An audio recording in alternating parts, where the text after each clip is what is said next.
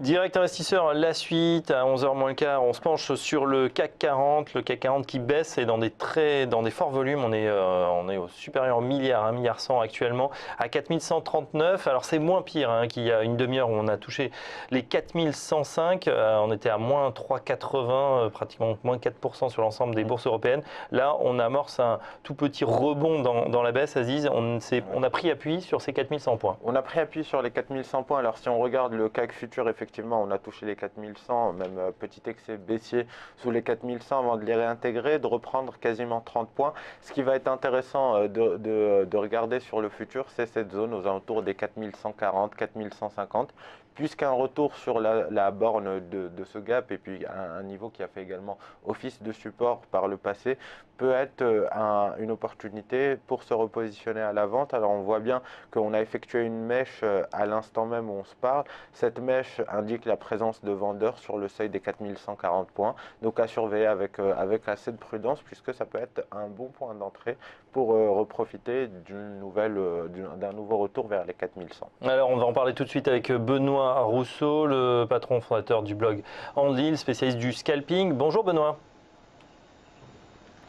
Bonjour Fabrice. Alors comment s'est passée cette séance? On a ouvert très fort en gap baissier, très fort, sur les 4170 points, en tout cas ça c'était à 9h. Est-ce que vous avez pu profiter de cette correction, on va dire, assez inattendue après la belle bougie verte qu'on avait hier? Oui, effectivement. Inattendu, oui, parce qu'hier, on pensait qu'on pouvait vraiment repartir sur des bons niveaux. Mais comme on a eu un effondrement des bourses asiatiques cette nuit, on a le Nikkei qui a perdu plus de 500 points. Donc on avait une ouverture en baisse, c'était entre guillemets justifié par rapport à ce qui s'est passé en Asie et la baisse aussi du pétrole. On a cassé très violemment les $30. On est passé largement sous les $30, donc on a cet impact sur les marchés. Alors ce matin j'ai fait très peu de trades, j'en ai fait 3, voilà. Simplement pour des raisons techniques, puisque j'ai des soucis actuellement sur mes 2 lignes internet, j'aurais dû en prendre une 3e en fait, donc j'ai des micro-coupures en permanence, donc c'est très difficile et très risqué plutôt pour trader. Donc je me suis mis en mode tablette 3G, 4G, donc c'est un petit peu moins pratique pour trader en attendant que donc vous avez pris uniquement 3 trades, c'est sur quelle position? Alors je suis rentré sur là on baisse tellement qu'en fait je prends strictement aucun risque, j'essaye d'acheter pour profiter d'un rebond sur les premiers supports que l'on touche. Donc sur ce CAC 40 concrètement, je vais me mettre à zoomer un petit peu. Voilà, j'ai attendu tranquillement que l'on vienne toucher la S2, je me suis positionné légèrement dessous et j'ai joué un petit rebond sur S2 pour les niveaux plus bas, par exemple sur le CAC 40, j'attendais le niveau symbolique des 4100, donc j'étais prêt à, sur la première cassure des 4100, me mettre vers les 4090-95 à l'achat pour essayer de gagner 5-10 points, pour essayer de revendre 4105. C'est vraiment du scalping. Et à l'opposé, là sur les 4150, j'étais positionné un peu trop haut, je m'étais mis à 4155, donc vous voyez à ce niveau-là, pour la vente, pour essayer de faire un retour vers la S2 journalière, mais on est monté à 4151, donc comme on a extrêmement rapidement baissé sur ce niveau, je ne me suis pas mis à courir après la baisse, tant pis. Ça a été extrêmement violent. Benoît, effectivement, on baisse, toutes les bourses européennes baissent dans le sillage évidemment de ce qui s'est passé cette nuit en Asie, les 500 points perdus sur le Nikkei, vous le signalez. Les États-Unis risquent aussi d'ouvrir à la baisse. Est-ce que ça veut dire qu'on pourrait avoir un à-coup supplémentaire baissier cet après-midi sur les marchés? Alors c'est ce qui arrive assez souvent, c'est vraiment, on a sur nous les journées européennes, on a vraiment deux parties de trading. On a la matinée, j'allais dire, purement européenne, où on réagit, en ce moment on réagit beaucoup à l'Asie, parfois en zone un peu plus calme, on s'en fiche complètement de ce qui s'est passé en Asie, mais là ça a vraiment un impact vu la nervosité. Donc on a grosso modo la première période de trading en zone euro qui va être de 8h à 13h, 13h30 au sens large, où on vit à peu près notre vie, et l'après-midi, donc à partir grosso modo de 14h30, c'est là où on a souvent des indicateurs américains, on vit à l'heure américaine.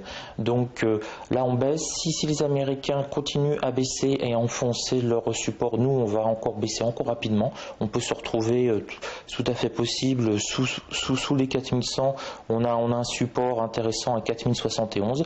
Par contre, si les Américains décident de rebondir, on peut se remettre à monter sur le niveau par exemple des 4180, 4175, la S2 mensuelle. Donc bien comprendre pour vos auditeurs que finalement nous ne sommes absolument pas maîtres de notre destin l'après-midi. Il faut vraiment suivre ce que font les indices américains notamment. Les US. Donc c'est pour ça que l'après-midi, moi et énormément de traders, on a aussi les indices américains sous les yeux en permanence si on veut prendre des positions sur le CAC ou sur le DAX 30 ou autres indices européens, parce qu'on a on suit vraiment les variations, les impulsions des indices américains.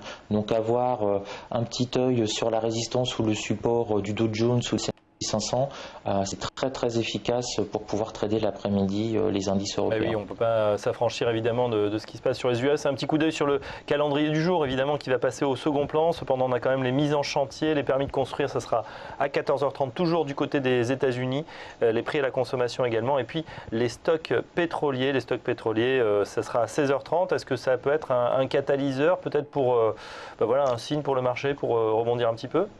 Ah oui, là vraiment les deux dates, les 2 heures importantes, c'est 14h30 et 16h30. Hein.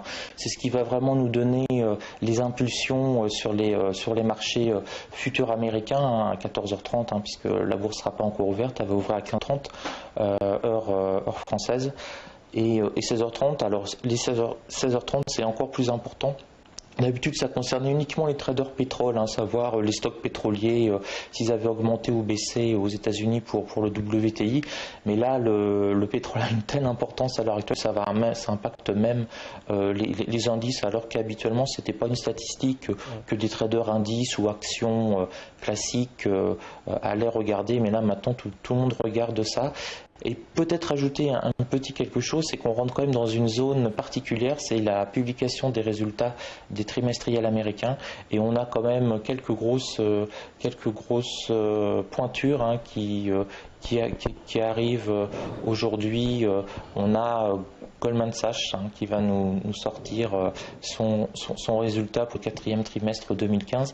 En après-market, mais c'est un résultat qui va être extrêmement suivi, ça va impacter certainement les financières et notamment les financières sur le CAC 40. Résultats, donc on est vraiment dans une zone où tout peut arriver, c'est assez passionnant. Voilà, merci Benoît Rousseau, trader en compte propre, fondateur du blog Handlil, et on voit à l'écran les petits soucis de connexion, effectivement, c'est un petit peu pixelisé. J'espère que ça se remettra vite pour votre trading et puis aussi pour l'image pour nous. Merci en tout cas à vous. Dans un instant, la suite, c'est l'heure du point bourse sur TV Finance pour terminer cette émission de Direct Investisseur. À tout de suite.